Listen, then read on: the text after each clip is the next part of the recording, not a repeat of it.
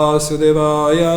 Om Namo Bhagavate Vasudevaya. Om Namo Bhagavate Vasudevaya. Om Namo Bhagavate Vasudevaya.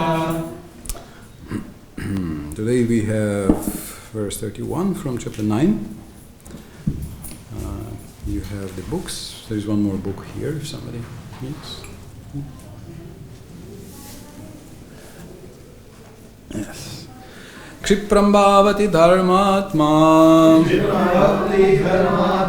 sasvachantim nigacchati kaunteya pratijanihi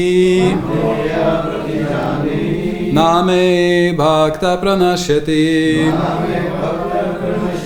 Kshipram bhavati dharmatma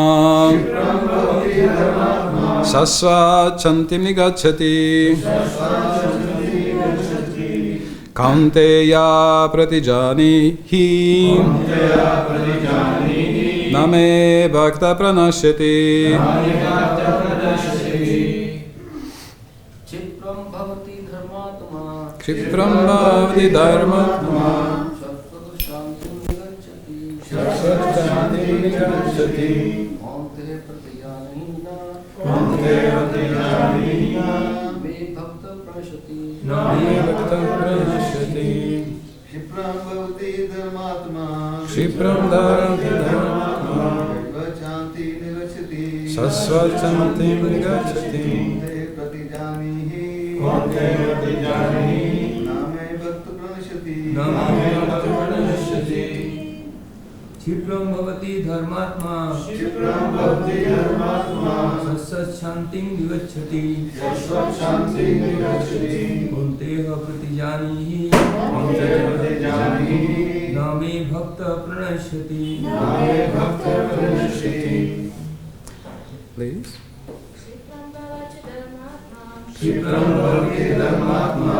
sasvachanti nigacchati Shanti Nigacchati. kaunteya pratijanihi Kaunteya pratijanihi. name bhakta pranashyati Name bhakta pranashyati. Kshipram bhavati dharmatma Kshipram bhavati dharmatma.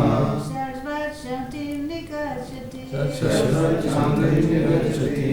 kaunteya pratijanihi Kaunteya pratijanihi. name bhakta pranashyati. Name bhakta pranashyati. Kshipram, very soon, bhavati becomes dharma-atma, righteous, shashvat-shantim, lasting peace, nigacchati, attains, kaunteya, O son of Kunti, pratijani, declare. It also means promise. Na, never. Me, my. Bhakta, devotee. Pranashyati, perishes. Translation and purport by His Divine Grace Srila Prabhupada. He quickly becomes righteous and attains lasting peace. O son of Kunti, declare it boldly that my devotee never perishes. It has a lot of subtext here in the commentaries. There's a lot of going here. The previous text is a very famous one. This is one of the reasons why this chapter is called the most confidential knowledge. It's not for everybody. It's only for those who, at the end of the 18th chapter, Krishna says this is only for those who are honest, non-envious, austere, devoted. Otherwise people can misuse, try to misuse. What they can misuse? They can misuse verse 30, where Krishna says, Apichat sudur acharo. One can be can do very, very bad things. But if two conditions are fulfilled, Hare Krishna. If he is Ananyabhak, Mam Ananyabhak, he worships Krishna only as his ultimate goal, and samyak vyavasito hisa, and only bhakti, nothing else. So you will recognize that these two decisions make bhakti pure. If you take these two decisions, that your only goal is Krishna bhakti, and your only path, you put full trust in Krishna bhakti. If you have these two decisions, then your bhakti becomes Shuddha bhakti, pure bhakti. Amazingly, even apichet sudurachara, even if he performs most abominable activities.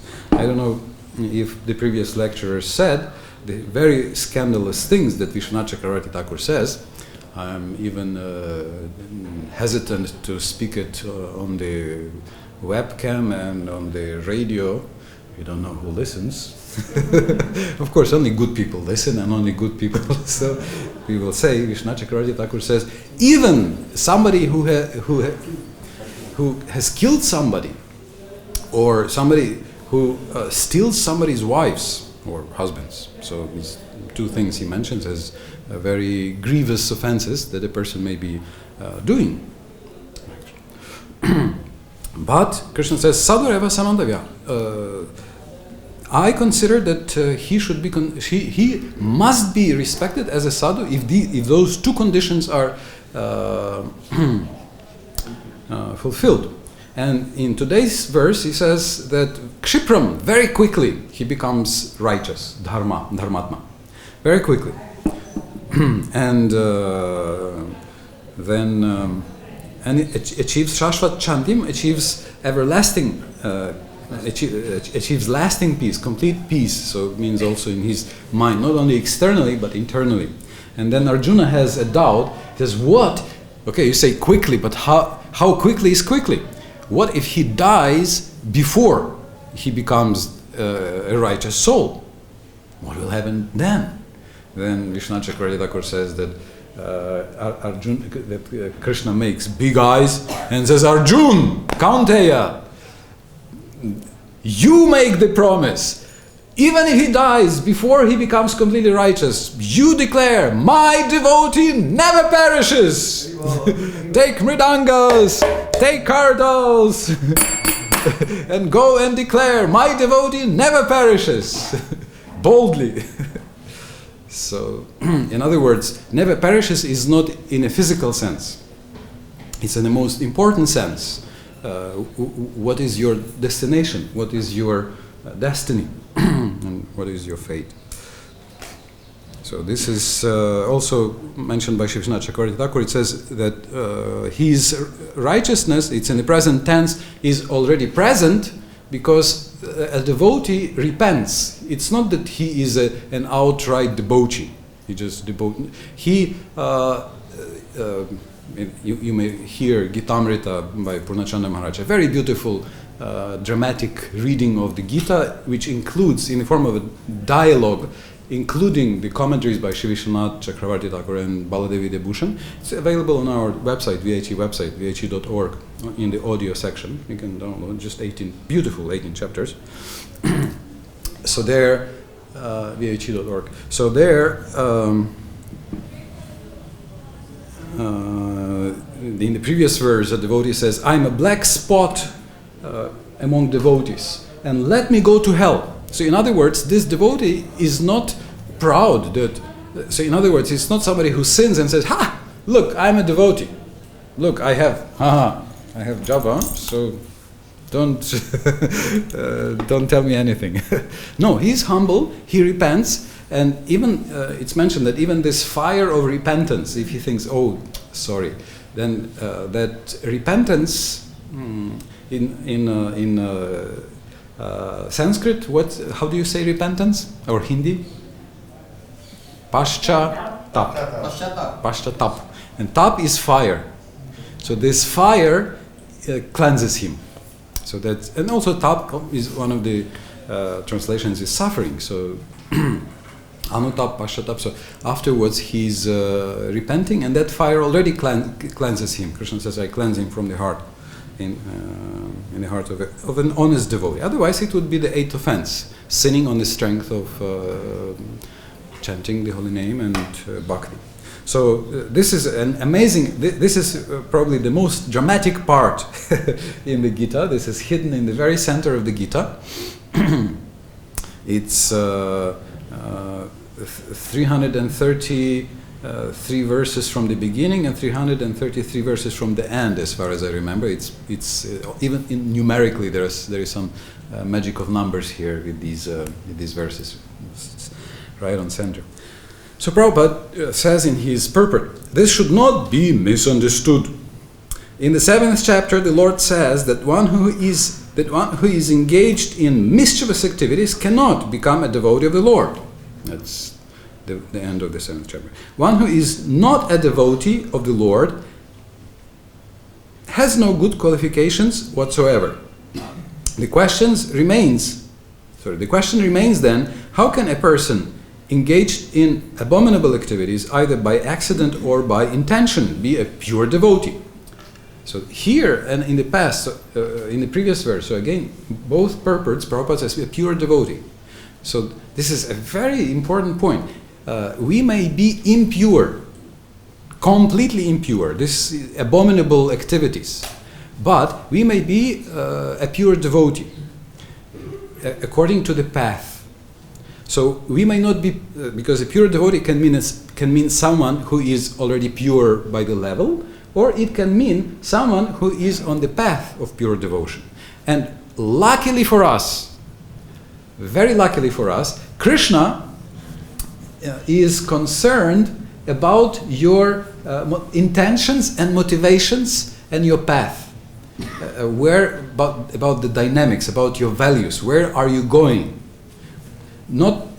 He's not so much concerned about the achieved level, the actual level we are on, because then what hope is there? It means okay, no use even trying. You just forget it. Okay, tomorrow after 20 years. Yes, and this is also the problem when we do not try to be pure devotees now, because tomorrow never comes. Right? We say after 20 years, right? And after 20 years, what do you say? Well, 20 years is nothing after another 20 years, right? There's many people here are, 20 years, double 20 years, and so forth. So unless we actually, and fortunately for us, it can mean either the level or the path. So Prabhupada says here, this pure devotee. So because, why? Two decisions. The goal, nothing but Krishna Bhakti, and the path also, nothing but Krishna Bhakti. Full trust in Krishna Bhakti. That everything will come from Krishna Bhakti. I don't need to do anything else except Krishna Bhakti. It's basically, can you decide? Can you take these two decisions? Is it possible? Yes. Yes. Bas. So this is your pure devotee. This is your decision. Nobody can deny you this right. This is your privilege, birthright in a human form of life. If you are a human, you have the right to make this decision. Of course, we need mercy of a pure devotee, like Srila Prabhupada, so he is giving. Rupa Goswami, so Nectar of Devotion, and Chaitanya Charitamrita, they are giving. Vrindavan, we are in the Shuddha Bhakti Dham, and Vrindavan is Radharani's place, so this is for pure devotion. Okay, so still the question is there, how such a person be a pure devotee? This question may justly be raised. The miscreants, as stated in the 7th chapter, who never come to the devotional service of the Lord, have no good qualifications, as is stated in the Srimad Bhagavatam. Generally, a devotee who is engaged in the 9 kinds of devotional activities is engaged in the process of cleansing all material contamination from the heart. He puts the Supreme Personality of Godhead within his heart, and all sinful contaminations are naturally washed away. Definitely one could make some very good advertisement on this. The most potent cleansing In Ishopanishad, Prabhupada says antiseptic. Yeah? He is prophylactic and antiseptic. Apapa vidam. So Krishna is so kind. He comes into a dirty. He agrees to come, and then he makes the heart clean gradually. Continuous thinking of the Supreme Lord makes him pure by nature. According to the Vedas, there is a certain regulation that if one falls down from his exalted position, he has to undergo certain ritualistic processes to purify himself, prayashchita. As soon as possible. Today I heard in the 6th canto, Ajamil's story, it says as soon as possible, because the longer you delay the prayashchita, the bigger the sin becomes, because interest grows. You know, like if I offended some devotee, for example, right? Then or somebody. Then if I come immediately and say, oh, that was very wrong for me to say because I was insensitive and this is important for you, so sorry. So then, okay, immediately. But if I wait 2 days, then 2 days he's walking and thinks, oh, Adi Purusha is saying these things about me. Oh, so two days he's suffering, right? And if I don't come and apologize for 1 month or for 1 year, and he remembers this, so how much it grows. Yeah. So therefore, it's recommended to do it as quick as possible. Otherwise, it grows. Of course, punya also grows. You know, you do something good to somebody, it also, or give a donation. There is interest, Prabhupada says, in the next life. Of course, we don't do punya; we do bhakti unmukhi sukriti. We try to give to Krishna and devotees, and we want bhakti as a reward. So one has to undergo prayashchita, or a process to purify.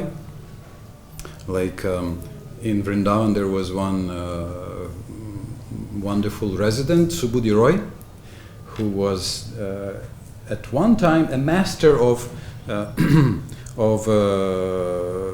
Nawab Hussain Shah, and then Nawab Hussain Shah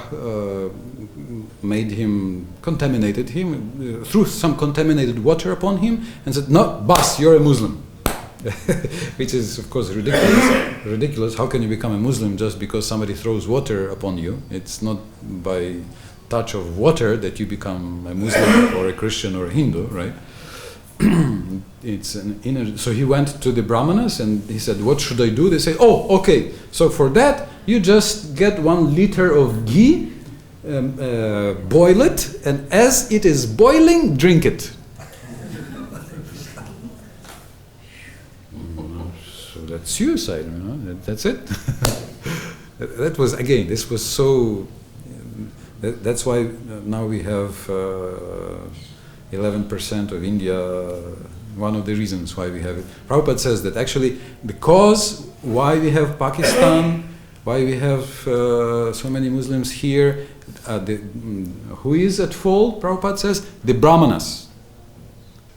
He says like this. It's very, again, Prabhupada shows the example by taking responsibility, not saying he, she, them, those, British, and so forth. That, you know, these are some other things, but he says because the Brahmanas lost the essence, and then they turned it into the caste system, just external, just by the, just water, just some water touched, and you have to commit suicide, and that's it, nothing else. So, of course, this is not a very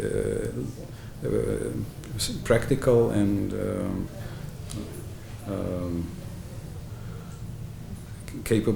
religion capable of keeping in South India. Prabhupada says that there was a rule that when a Shudra was walking on the road, then as he was walking, he would have to go and say, "I'm Shudra, go away, close your doors, careful, careful, I'm walking, I'm Shudra, be careful." So it's very, very shameful and very humiliating. And so, and then they have to pay tax to the Muslim rulers. So they think, why do I need such a religion? What do I get from such a religion? And they are not taught bhakti. They are not taught what is the idea of real Varnashram? What is the idea of Daivi Varnashram? The idea of Daivi Varnashram is, even if you are Shudra, no problem, use it for Karma Yoga. That's what Krishna explains in the Bhagavad Gita. Or ideally for Bhakti Yoga. So your nature, okay, no problem, use it. Don't suppress it, use it, and with that energy, come closer to Krishna. That's Daivi Varnashram. But if it's used to suppress, separate, and humiliate, then this is already Asuri Varnashram, does not inspire anybody. So Varnashram is for inspiring everybody to do yoga and go, just like yesterday in Bhakti Vaibhavi in VHE we read in the 5th canto, there is a hell described for Shudras who do not try to elevate themselves. Yeah, so the Shudras are supposed to become better, to become Vaishnavas, to become devotees, and develop Brahminical qualities, become improved. If they don't try, if they just, I can drink, I can do anything, and don't try, then they are punished for that too. So that's there in the 5th canto. So Prabhupada mentions there is some prayashchita, but there is no such condition for devotee, because the purifying process is already there in the heart of the devotee, due to his remembering the Supreme Personality of Godhead constantly. Therefore, the chanting of Hare Krishna, Krishna Krishna, Hare Hare, Hare Ram, Ram Ram, Hare Hare should be continued without stoppage. This will protect a devotee from all accidental fall downs. He will thus remain perpetually free from all material contaminations. I love these places where this word is used, quickly. This is one of the 5 topics of the Gita, time. So time has different faces for different persons. For an atheist, time is death. Time destroys. But for a devotee, time is what brings you closer to Krishna. So for a devotee, time is just like for a flower. Time plays a very positive role. Time brings the flower or the lotus. You don't see the lotus under the water. It comes out of the mud and it goes and goes. You don't see. But one wonderful day it comes out. Yeah? So every day is actually is a blessing for the lotus to come out. So this is the face for a devotee. And in the Bhagavatam we have several personalities. We have King Nimi, we have Vasudev in Kurukshetra eclipse, we have Prithu Maharaj in his yagya. They ask one question which is repeated throughout the Bhagavatam in different places. A beautiful question. They ask, how can someone like me who is materially absorbed, dull is a polite way to say foolish, stupid, dull, and materially absorbed, how can such a person attain spiritual perfection quickly? Anjasa, quickly or easily? So I think this is a very good question. Materially absorbed, attracted, dull, but quickly. So Krishna says here, Kshipram, quickly. You quickly get perfection. So, how quickly is quickly? What would you say? When are you supposed to be? What do you think? What is the time frame that Krishna speaks that we should become Dharmatma? Of course, we cannot become our Dharmatma Das here in the temple because already we have Dharmatma, but in the sense of righteous person, what do you think? A few lifetimes. Oh, a few lifetimes. Yes, it's quick, okay. like Kardama Muni. Kardama Muni, after 10,000 years, Krishna comes to him and he says, "Oh, you have come so quickly, just after 10,000 years. I just 10,000 years and you are here. Amazing. You're so kind. You're so merciful." Yes. Bhaktisiddhanta Saraswati Thakur says that one life Namaparad, one life Namabhas, and then one life Shuddhanam, and then you go to 3 lives. Yes. But Prabhupada said, and also the Bhagavad Gita, Krishna says, in the same life, in this life. And this is, I think, why most of us joined. At least this is why I joined, because I wanted to have experience of transcendence. If transcendental world exists, I want to touch it before I die. Not after I die, but while I'm still alive. I want to touch the transcendental world. Of course, touching is one thing. I think most of us got maybe not touched from our side, but they touched from their side. Yes, who got touched from their side by the transcendental world? Who got a touch of some transcendental mercy, some transcendental experience? Yeah, so that's there. Krishna is very merciful, but we also see, that Yani kani cha papani brahma hatyadi kani cha tani tani pranashandi pradakshina pade pade. Or, yes, so all the sins are supposed to go. Now, why do I have sinful thoughts in my mind? You go to the Yamuna, you take one bath, finished. Rupa Goswami says, just the wind from the Yamuna touches you, and it removes sin. And you feel, isn't it? You just come close to Yamuna and you feel, it's called moksha. Nirvana. This is what it is. You're free. Right?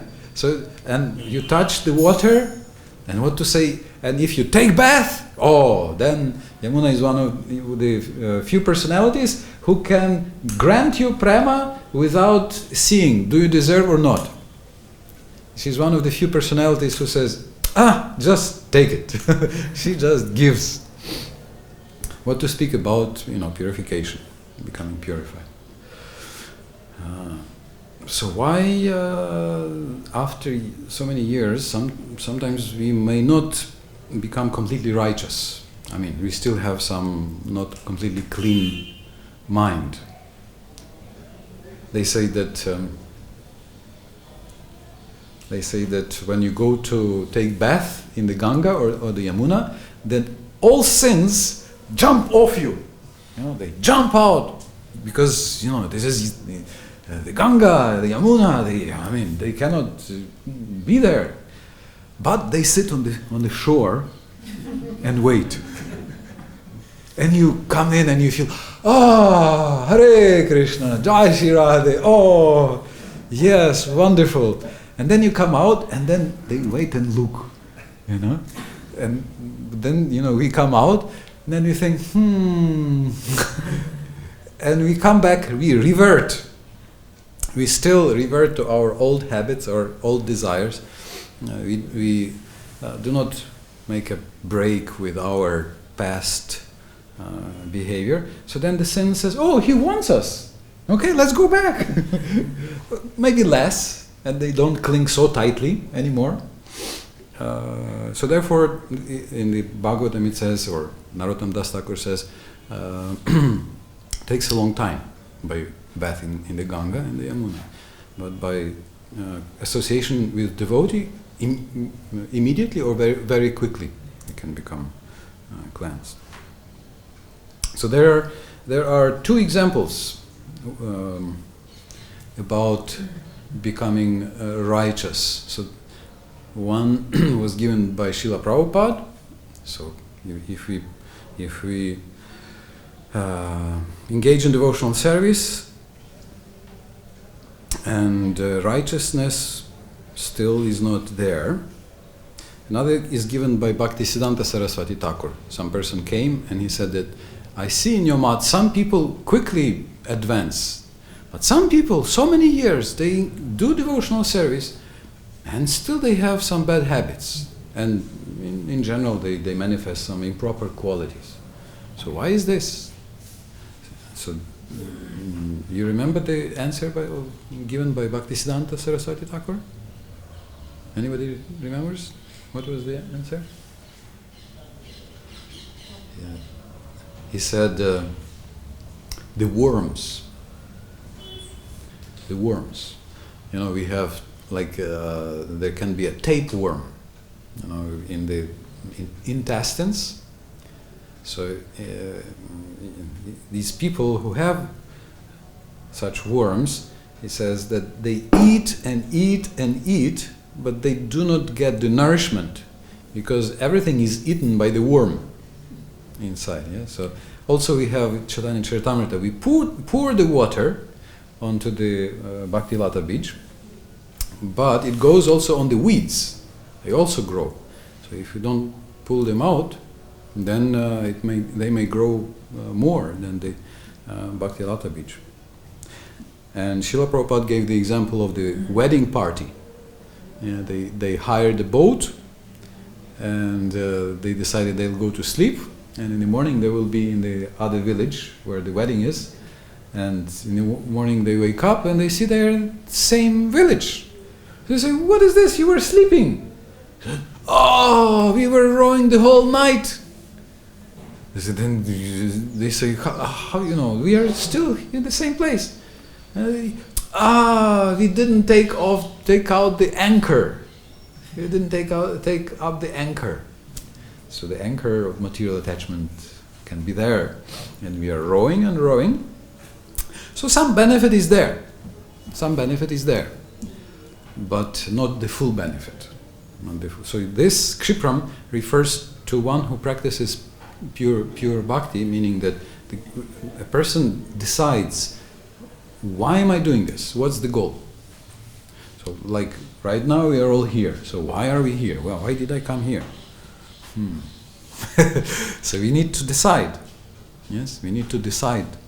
Because if we do not take care, then it will go automatically into the folder name, fame, glory, profit, adoration, whatever, right? This what we did for thousands of lifetimes. It's just by the habit. So we need to say, "Oh, I want glory." Okay, Krishna. Krishna, this is not for glory, okay? Glory may be or not be, but this I do for you. And my only reward I want is Krishna Bhakti. Or Chaitanya Mahaprabhu says, "Please give me the salary of prema." Pay me salary with prema. So this is a decision, right? And it's a decision only you can make. And without this, there is no yoga. What to speak about bhakti, there is no even karma yoga.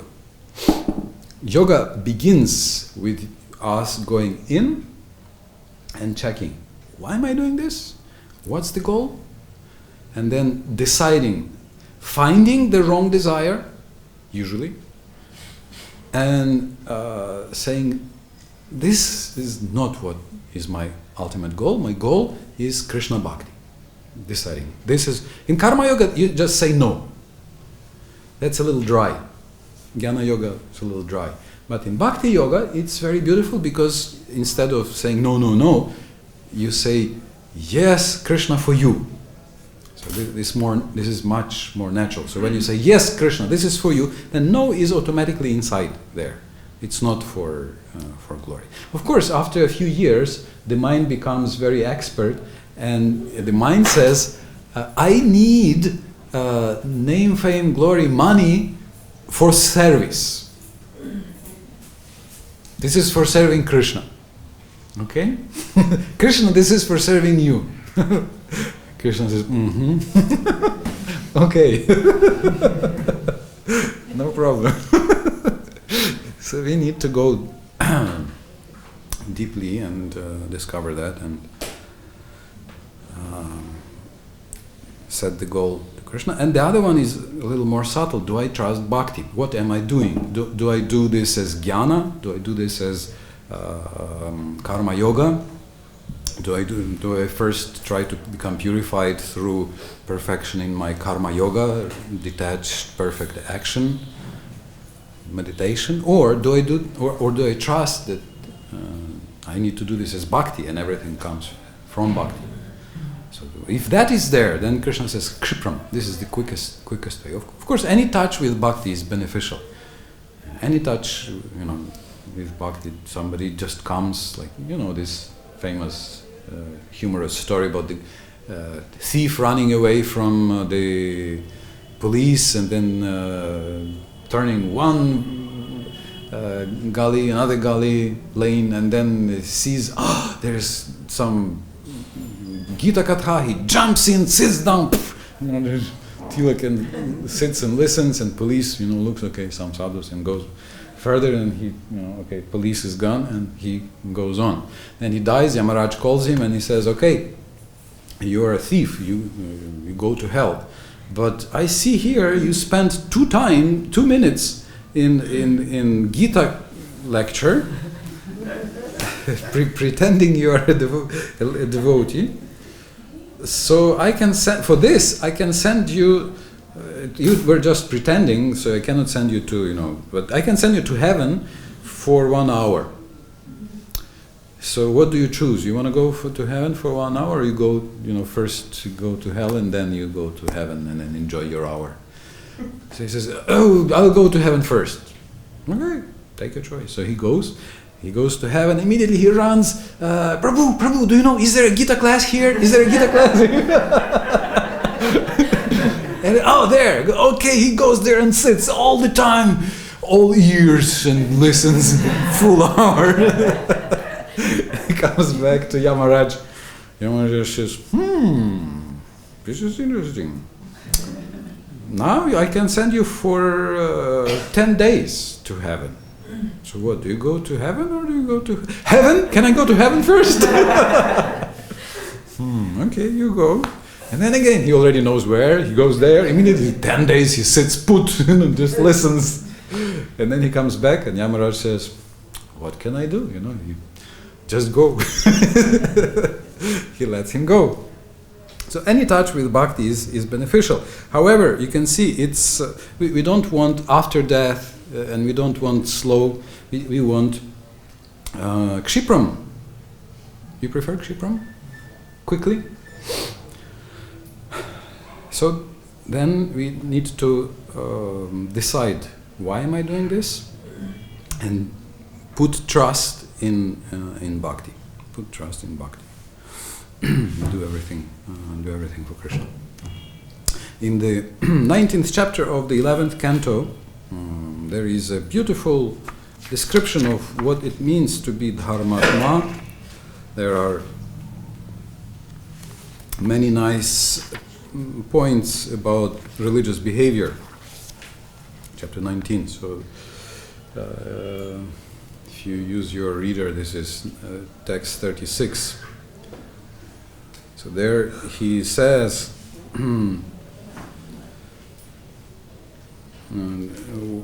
for example, that what is dhriti? Dhriti, steadfastness. Prabhupada translates steadfastness. And this is your Prabhupada disciples translate. So, dhriti, like you have adhira, so being adhira. So Krishna says this is jihvo pasta jaya. This is conquering the tongue and genitals. And then what is param danam? What is the highest charity? The greatest charity? The greatest charity, Krishna says, dandanyasa, giving up the danda. So when a sannyasi takes up the danda, tridanda, he gives up this danda, the stick. So giving up all aggression towards others. So this is the highest charity, when you do not wish suffering to anybody. So this is the highest charity. Mahabharata says that when you if you take a vow to be a vegetarian, then billions of living entities say, blessings, blessings, thank you, you will not eat us, thank you, all the best, all good fortune to you. Because and animals they feel, you can see, you go to West and you come to some cows and you will see. I remember we had a temple, DBT temple, and the cows would just run away from their owners and would just stay in near our temple in the mountains. It was in the mountains, so they didn't want to go home. So the owner had to come running in the morning with a stick and chase them away because they feel, that these people are not going to eat us or they're not going to sell us. So this is the top charity. So if you want to give some good gift, then you can promise that you will never wish bad to this person. That's the meaning of being friends or close people. Then what is tapa? Krishna says tapa is kamatyaga, renouncing lust. This is real austerity. And what is shaurya? Real heroism is to conquer one's natural tendency to enjoy material life. Swabhava vijaya. And now truthfulness is very interesting. Satyam cha samadarshanam anyat cha sunritavani. Reality, satyam, is seeing the Supreme Personality of Godhead everywhere. Samadarshanam, seeing Him equally everywhere. Truthfulness, and also truthfulness means to speak the truth in a pleasing way, as declared by great sages. Anyacha sunrita vani. So satyam, this is having equal vision, which is possible by seeing the Lord everywhere, and speaking sweet, meaning beneficial. Satyam priya hitam chayat, the Gita, tapasya of the speech. Now, cleanliness, shaucham, karmas vasangama, is detachment in fruitive activities. So basic karmas vasangama. So you are not greedy for the result. That's being clean, according to Krishna. Now, the true desirable wealth. What is dhanam? Dharma ishtam dhanam drinam. The true desirable wealth for human beings is religiousness. So if you have some dharma, some higher principles you follow, then this is the real wealth. Nobody can take away this wealth. And this is the source of all wealth. Dakshina jnana sandesha. What is dakshina to guru? To a guru. Jnana sandesha. So it has from different commentators give different explanations. Some say that you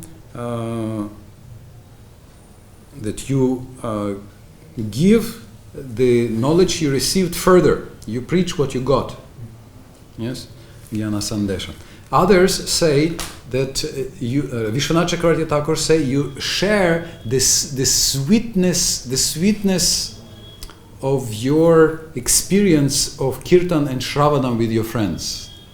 So you share with your friends. This is how this is the best dakshina. And Jiva Goswami says that and Sridhar Swami, being eager to learn is the best dakshina. So eagerness, inquisitiveness, being eager to learn. Because devotee guru, he wants to give Krishna. And it can be done only if the disciple is eager to get. So therefore, when a disciple is eager to get, this is the best dakshina to guru, because then he can give.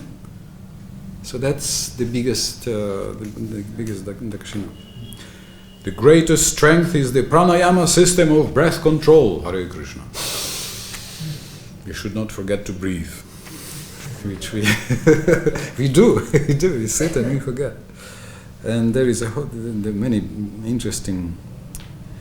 Then Naraka. What is hell? Narakas tama unnaho. When there is increase in tamagun, this is hell already here, right? And heaven is sattva, already here. Svarga Sattva Gunodaya. So Sattva, if you have Sattva, then this is heaven already here. What is Daridra? Or Daridrata, or poverty? Daridra yas tvasantushta, one who is unsatisfied. If one is unsatisfied, greedy, then he is poor. Right? No matter how much money he has, he is poor. Because it's not enough. Obviously, right? So he's poor. Who is poor? Poor is someone who thinks it's not enough. So he's poor. And on the contrary, if you are satisfied, then you are rich. But then at the end, Krishna says, Guna dosha drishir dosho. But just discriminating like this, good, bad, good, bad, good, bad, is in itself bad. Guna dosha drishir dosho. Gunas tubhaya varjitam. And the real good quality, guna, is to give up the desire to judge good, bad, good, bad, good, good, bad, bad, good, bad. So just giving this and accepting all Krishnas, all for Krishna, all to be engaged in Krishna's service. So when we follow this beautiful path of bhakti, then we can hope to quickly become Dharmatma, and Krishna assures us, you will never perish. Not personally, but he has Arjuna promise. And even if sometimes Krishna, for supporting the promise of a devotee, he may bend his promise, but he always fulfills the promise of his devotee. Hare Krishna, Krishna Krishna, Hare Hare, Hare Ram, Ram Ram, Hare Hare. Okay, questions, comments, corrections? Okay, in the purport, there's a comment that sounds like it sounds pretty heavy. One who is not a devotee of the Lord has no good qualification whatsoever. Yes. So, couldn't it be misused, like devotees thinking, okay, all these karmis, etc. You know, even though somebody might be cleaner, more honest, is there a danger of the devotee becoming proud and just not appreciating the qualities of others, even if they're not devotees? Oh yeah, we need to... Do we have the mic for the questions? Because I was... Yes, so there is a point in the purport here that a non-devotee cannot have any good qualities. So can't it lead, isn't there a danger that a devotee will be disrespectful to non-devotees? Proud, yes. So obviously, yes. So it has several parts. There is a whole section in Bhakti Sandarbha about this, where it is like Radha Govinda Maharaj. I'll quote Radha Govinda Maharaj, who says that in a deity, Krishna may or may not, in a temple, Krishna may or may not be present. We have a whole story of Ramdas Abhiram, associate of Sri Chaitanya Mahaprabhu, who was abhorred, feared by all the pujaris in Bengal, because he would come and he would offer obeisances to their deities, and if the deity was not there, it would crack. So they were all very afraid.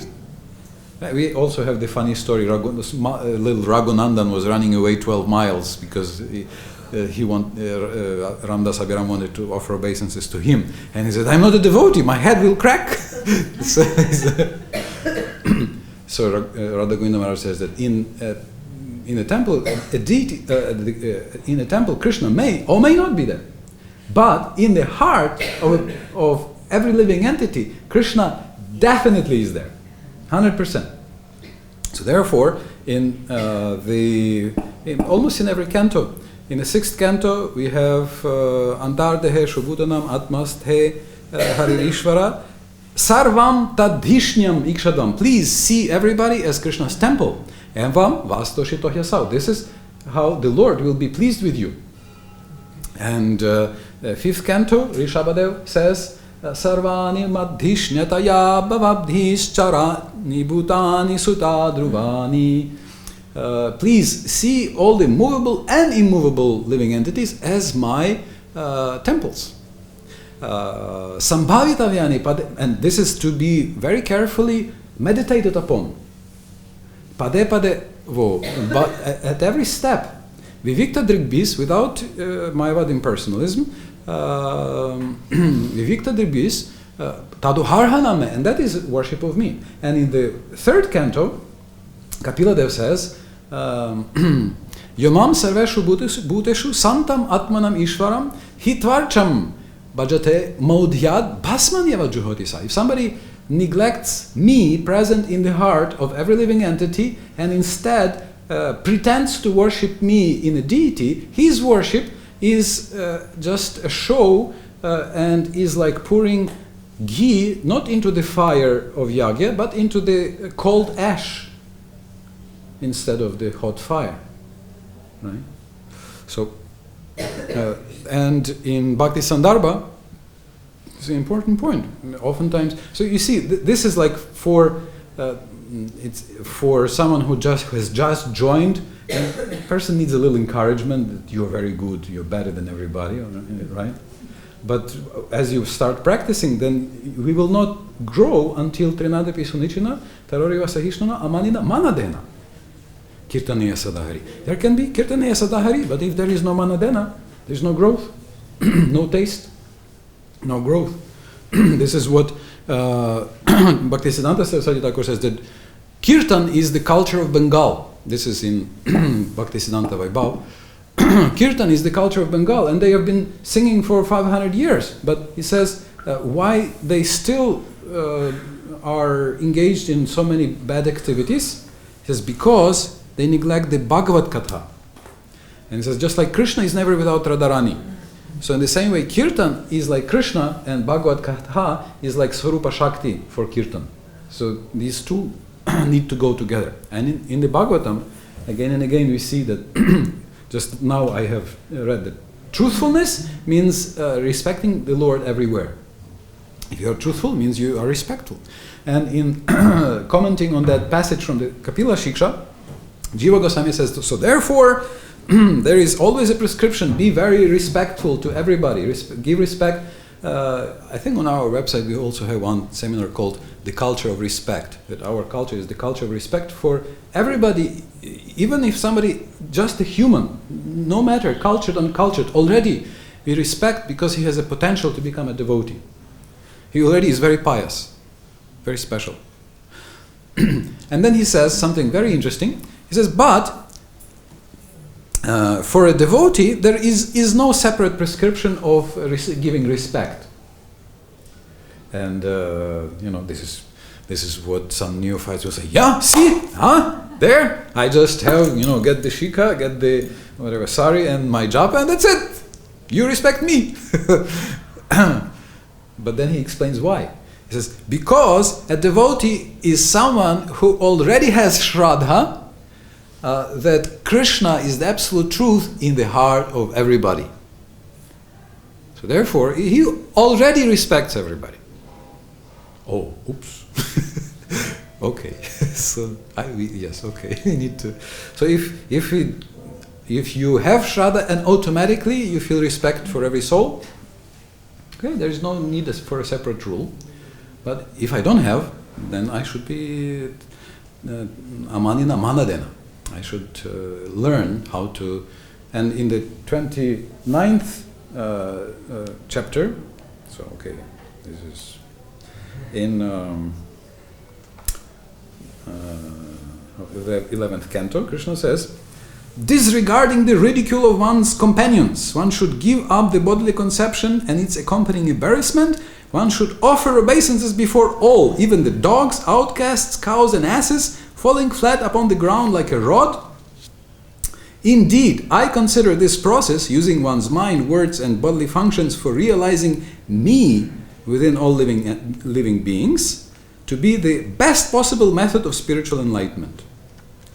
And in 15 he says that for him who constantly does this, the bad tendencies of rivalry, envy, and abusiveness, along with false ego, are very quickly destroyed.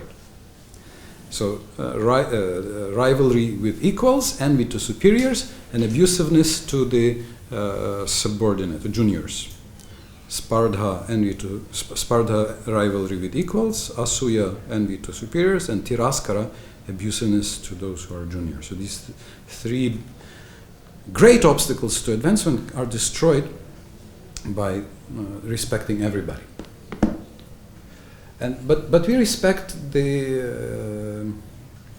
we respect Krishna's presence in the heart, and we respect them for the ability to become a devotee, for this potential of becoming it, and for whatever sattva gun can be there in somebody. Even rajagun sometimes is it's better than tamagun that I am in oftentimes. Of those times, so we respect for everything. And then, if you approach people like that, this is why Prabhupada says Kanishtadikari is almost useless for preaching, because he doesn't know how to respect in Chaitanya Charitamrita, right? He says this is why only Madhyama can respect, because can preach because he's respectful. Yeah, thank you. This is a very good point. Any more points? Yes. How do you master the art of speaking the truth in a pleasant way? Even His Grace, Srila Prabhupada, was speaking the truth in a forceful way at times, which was considered... Yeah, this is for the radio audience. So the question was how to master truth in a sweet way, how to speak truth in a sweet way. And I saw that at times His Divine Grace Srila Prabhupada spoke truth in a very forceful way, which was considered very antagonistic by others. Yeah. So how do we learn to speak truth in a sweet way, like you said, and to conquer the aggression of the tongue in your words, in regards to truth?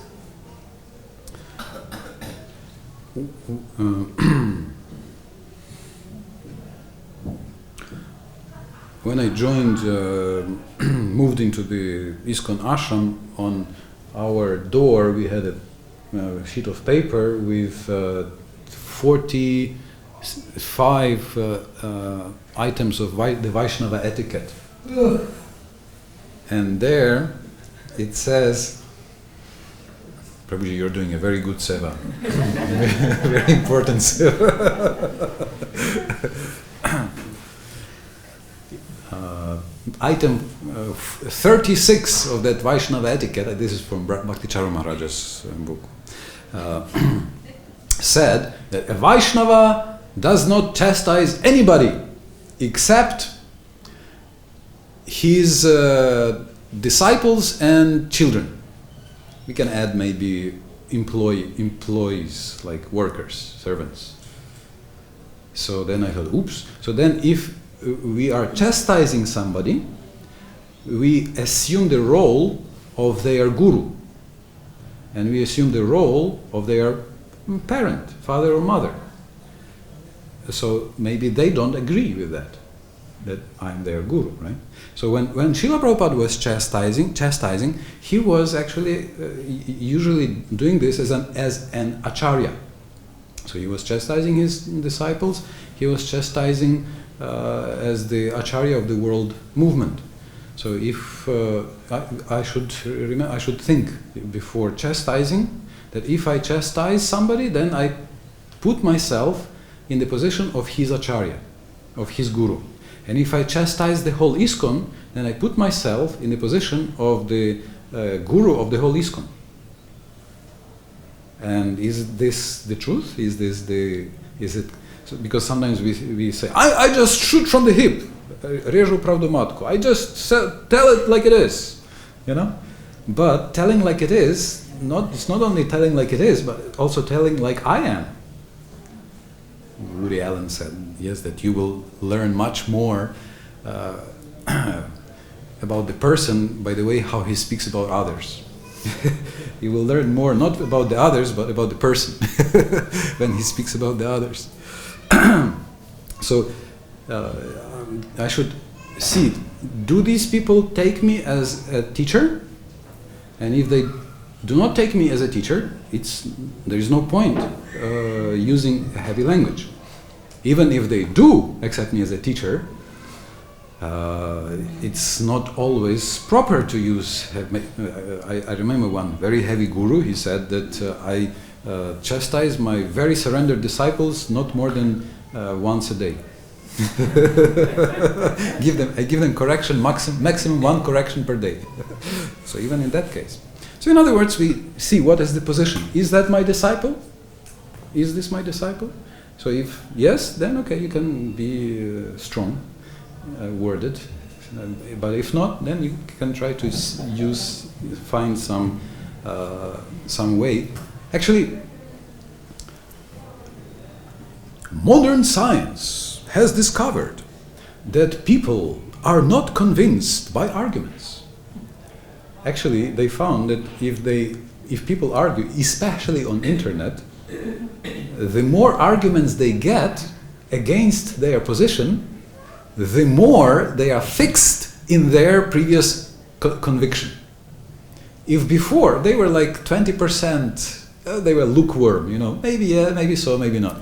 But if you start arguing against their position, they become more and more and more and more convinced about their original position. Because we are not rational. Normally, people are not rational. We are not guided by buddhi. We are not guided by intelligence. So therefore, what they say, they give the example of the elephant.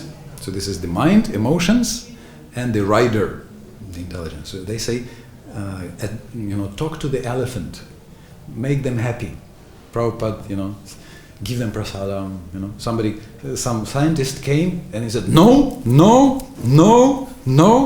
So Ram said, please bring some prasadam. And so what have you done this? And then he spoke sweetly with him, fed him prasadam.